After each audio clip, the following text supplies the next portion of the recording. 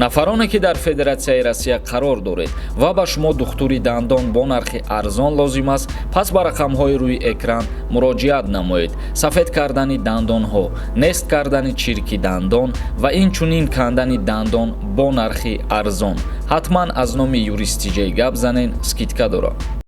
Сертификате ки дар Тоҷикистон барои укол Россия истифода бурда мешавад, пешакӣ раҳмат. Ҳамин моддаи қалобира мешавад ки тюрма накунанд. Камбағало дар шави хов мебинанд квотаи Россияра.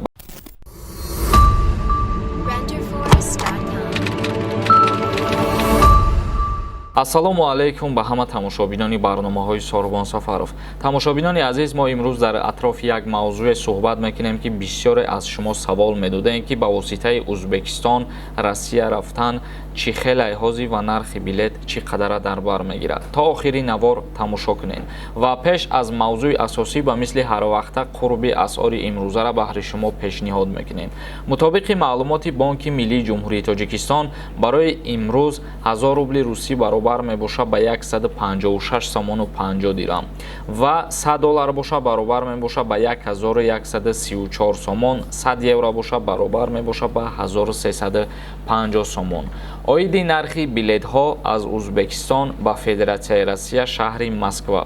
шахсиятҳое ки ба воситаи Узбекистон мехоҳанд ба Федератсияи Россия шаҳри Москва сафар кунанд, айни ҳол Узбекистон билетҳои моҳи сентябрша ба фурӯш буровардагӣ ҳастанд, яъне ки прямой рейс ба Москва аз Тошкент ва нархи билеташ баробар мебошад ба 140 доллар. ба рубл бигирем агар 10500 рубла дар бар мегирад. вале иҷада бо як гапи дигар ки ширкати софсавдо барои зиёд кардани риш ва ё барои зиёд кардани мӯи сар ва ё барои нест кардани доғҳои сафед аз бадан ва ё барои зиёд кардани қувва ба шумо ёрӣ мерасонад ва инчунин дороҳои варзишӣ, протеин ва гейнерҳо бо нархи арзон. дастсафка ба ҳама шаҳрҳои Федератсияи Россия дар муддати 5 соат карда мешавад. аз номи юристиҷаи муроҷиат кунед, тахфиф карда мешавад. барои Узбекистон рафтан бо кадом роҳ осонтара рафтан? барои ба ҷумҳурии Узбекистон рафтан ай ҳама роҳи осон айни ҳол ба ҳавопаймо рафтан ва аз шаҳри Душанбе ба Тошкент ба Узбекистон ба воситаи самолёт рафтан билеташ 165 доллара дар бар мегирад. яъне аз шаҳри Душанбе ба Тошкент рафтан ба самолёт 165 доллар мешавад ва баъд боз аз Тошкент ба Федератсияи Россия рафтан 140 доллари дигар билет харидорӣ мекунед. ба воситаи роҳи автомобилӣ агар боша, айни ҳол агар официально бигӯен роҳ кушодагӣ нест, граница кушодагӣ нест, вале аз сабаби талабот зиёд будан баъзан рӯзҳое мешавад ки дар назди ҳамун граница шаҳрвандои тоҷик ҷамъ мешаванд. мисол билет харидагиам ба воситаи Узбекистон Россия рафтан ва ба воситаи роҳи автомобилӣ мераванду дар сарҳад ҷамъ мешаванд ва ба ҳамин хотир бисёр вақтҳо иҷозатшон метиҳанд ки билетҳошон насӯза, иҷозатшон метиҳанд ки бигзаранд аз граница. вале агар официально бугӯй официально кушода шудагӣ нест, ба ҳамин хотир ман ҳеҷ каса совет наметавонам ки мақсад ба граница ба роҳи заминӣ бирен то Узбекистона.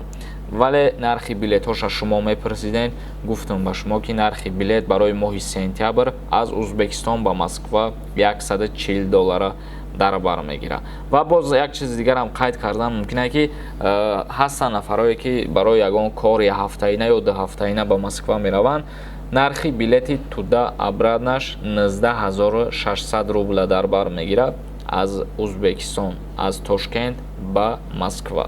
ибад як камтар маълумот оиди нархи билетҳо аз Узбекистон ба Федератсияи Россия.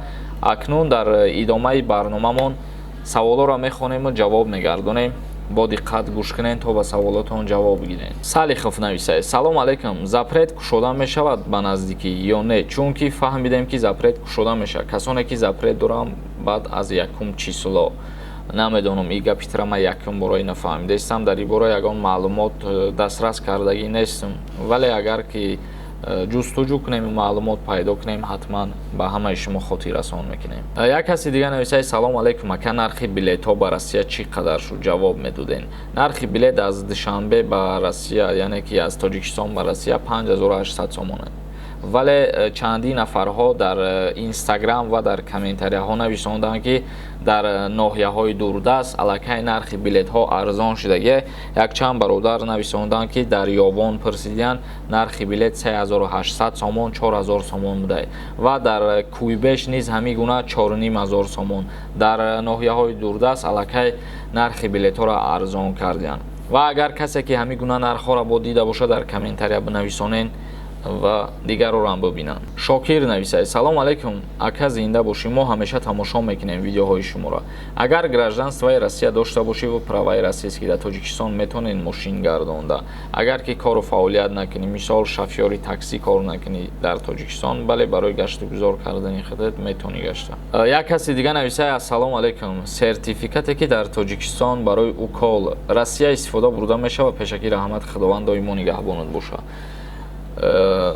Сертификат ба кор меояд, айни ҳол ба чӣ хотир ба кор меояд? Яъне шумо ду бор ваксина мегирен, вақте ки Россия мерен, шуморо агар ваксина боз гузаронданӣ бошанд, шумо ҳаму коғаза нишон метен ва мегӯен ки ман аллакай гузаштагиам, дига ваксинатон намегузаронанд.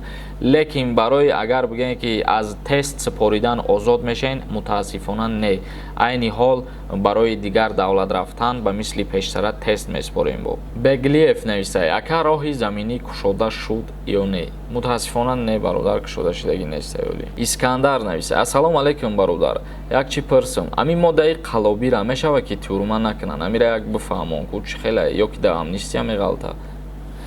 Моддаи қалоби яъне 247 кодекси ҷиноятии ҷумҳурии Тоҷикистон аз 4 қисм иборат мебошад ва ҳама қисмаш пардохт кардани ана ҳамон зарар дорад.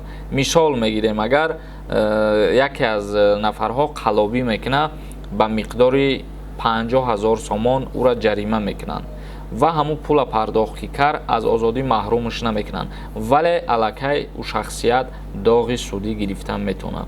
Ва як чизи дигаре ки мисол ба андозаи 100,000 200,000 сомон авф карда намешавад то пули давлата пардохт накунад, яъне ки то зарара барқарор накунад, вай ба озодӣ намебирояд. ва дар ҳоле ки агар зарар барқарор карда нашуд, вай ҳатман аз озодӣ маҳрум карда мешавад. Рома нависад: салом алейкум бародар, мада як нафар коргари посольства мега ки 60,000 рубл те прават рост мекунам. Ма пурсидам ки чӣ хел, ки мегӯянд праваи тоҷикӣ аз Россия гирифта намешавад. Вай кас мегӯяд ки ман коргари посольства ҳастам, гуфтам ки мешавад, значит мешавад. Бародари азиз, худ коргари посол, коргаре ки ҷое набошад, мутобиқи қонун бугӯй агар намешавад. Дар ҳоле ки ту дар Россия аз Тоҷикистон ту чӣ хел права мегирӣ? Ҳам як савол да худат бите ки ту бояд дар вақти дастрас кардани ҳамун ҳуҷҷати ронандагӣ ҳозир бошӣ, имтиҳон мусупорӣ. Аз ба ҷои ту ки имтиҳон месупорад? Ҳамира як бор да худат савол бите, худат мефаҳмӣ ҷавобша. Ва дар бораи ки 60,000 рубл дигар пора додану пора гирифтан агар дар назар дошта бошед, дар қонунгузорӣ ҳам порагиранда ва ҳам порадиҳанда яъне ки баробар мебошад ҷавобгаришон. Дар назди қонун ба ҷавобгарии ҷиноятӣ ҳам порагиранда ва ҳам порадиҳанда кашида мешавад. Салимҷон нависад: салом алейкум, саволи мада ҷавоб медодӣ, агар мо Ӯзбекистон да фуруи масалан ай граница мемонда бошанд. Ма дар ин маврид аввали видео гап задам, чӣ қадар маълумоте ки доштам гуфтам аллакай. Усмонов нависад: салом алейкум, агар прописка куниву патент не, чӣ мешавад? Депорт мешавад? Албатта депортат мекунанд. Вақте ки ту кору фаъолият мекунӣ, патент надорӣ, айни ҳол агар дастгир кунанд, административни правонарушение мешаваӣ, мебаранд 5,000 рубл ҷарима мекунанд. Ва боз дуюмбора ки агар бе патент дастгир карданд, бо мебаранд 5,000 рубли дига ҷарима мекунанд, аллакай 2 маротиба шуд.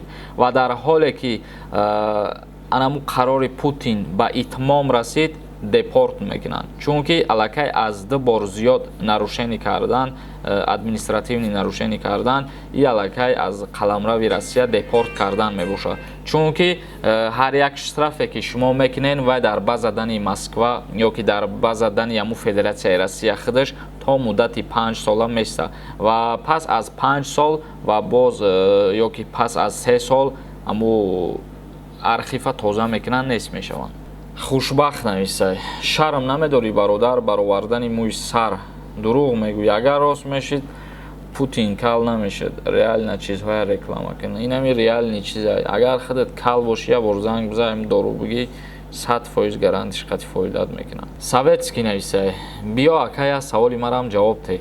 Патент кадем бо ҳар як 3 моҳада регистратсияра мекунем ё ки не? Албатта патент када боши, вале 3 моҳ пас регистратсияита буд меша, аз сари нав 3 моҳ пас регистратсия кардан мегирӣ. Тоҳир Ахмадов нависай. Акай сорбон чӣ ба дар 3-4 видеот менависам, ҷавоби мара наметӣ ака. Агар ки дар ҳами YouTube ма саволи ягонта да ҷавоб надодам, дар Instagram бинависонен, дар уҷа ҳатман ҷавоб мегардонам. Баъзан вақтҳое мешавад ки дар инҷа аз сабаби зиёд шудани ҳами комментарияҳо ман ҳамаи комментарияҳоро намехонам ё ки комментарияҳои такрория намехонам. Всё нависай. Бародар шахсоне ки дар синни 17 солагӣ метавонанд ба Россия рафта озодона документ карда кор кунанд ва ҳамон шахсон баъди 5 ё 6 моҳ ба синни 18 дароянд боз документ мекунанд. 18 сола кишид, баъд метавонад кор кунад, яъне регистратсия патент кунад.